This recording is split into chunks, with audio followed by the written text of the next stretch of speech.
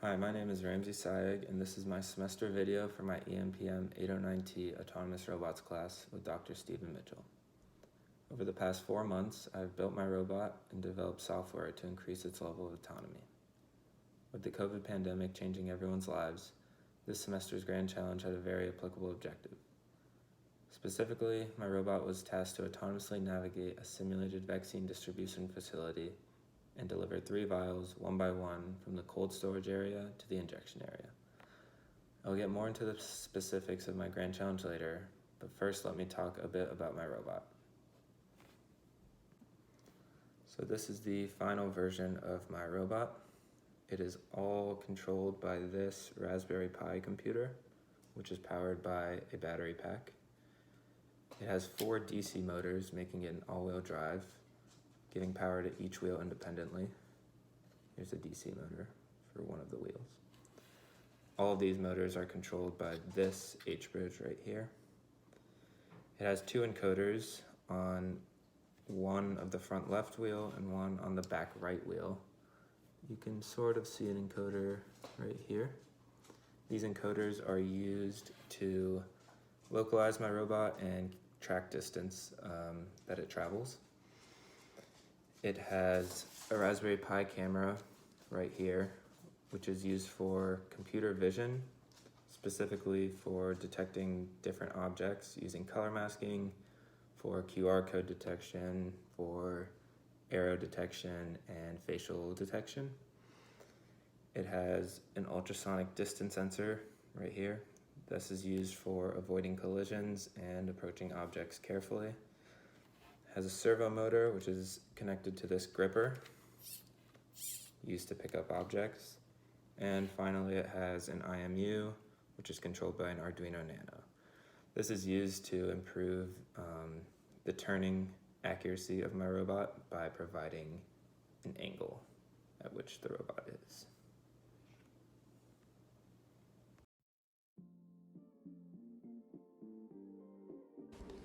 Here you can see the chassis, motors, and wheels before assembly, and then the motors and encoders assembled to the bottom plate. And this is the initial version of my robot.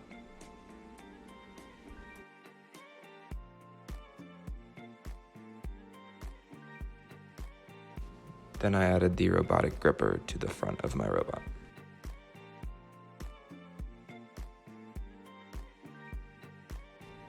Here I'm using encoder data to make a control loop for the robot to drive straight, and as well as turning. And then I added the IMU, which you can see here, which dramatically improves the turning capabilities of my robot. In this first clip, it is turning just with encoder data. Not great as it hits the batteries. This time it uses the IMU, and the turns are much more accurate as it avoids the batteries.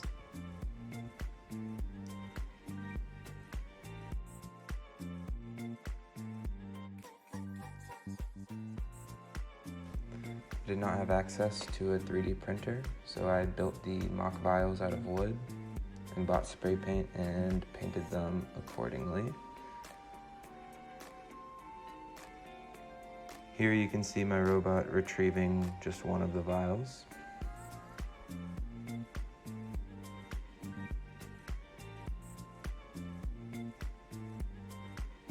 And here it is using an arrow for localization, figuring out which way it's pointing and turning.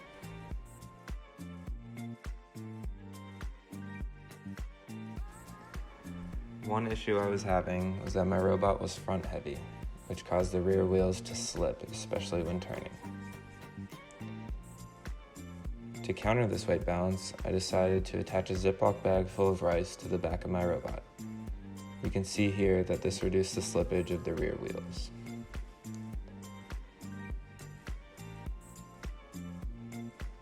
The bag of rice is sometimes in contact with the ground and pressed up on the encoder wiring, so I modified this further by fixing chopsticks, allowing a safe place for the rice to sit on.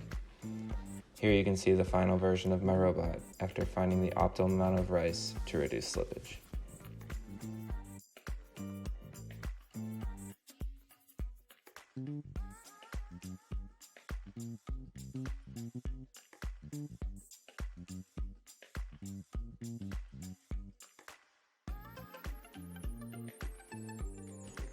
Another upgrade I made was adding some cardboard to the mock vials to improve the success rate of picking them up.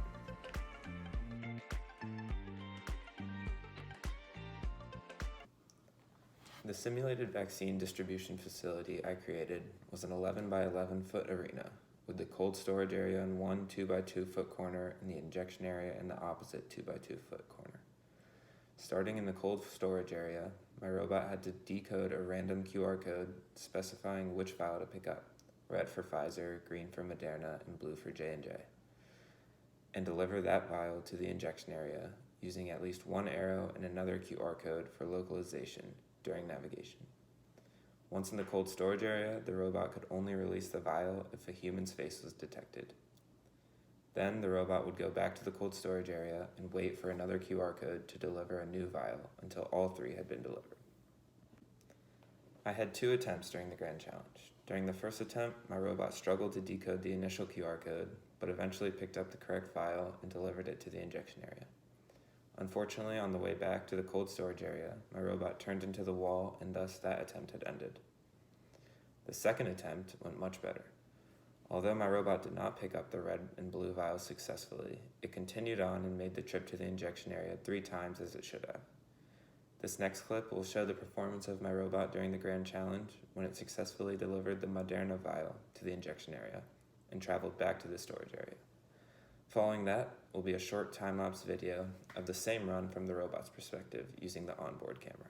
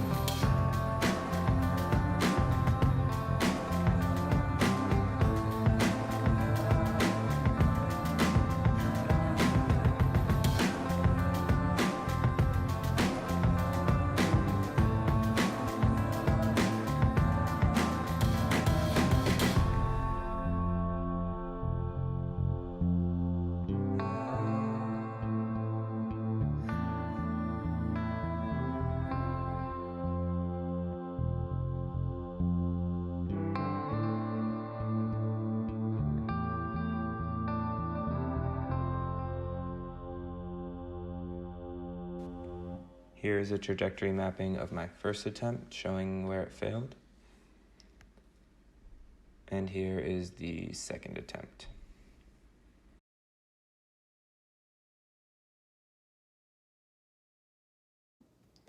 So that about wraps up my semester in this autonomous robots class. I had a blast in this class. It was super fun applying everything I've learned in all my other classes into an actual physical robot and kind of getting my hands messy and debugging and fixing out all the kinks that come with robotics. So yeah, thanks for watching.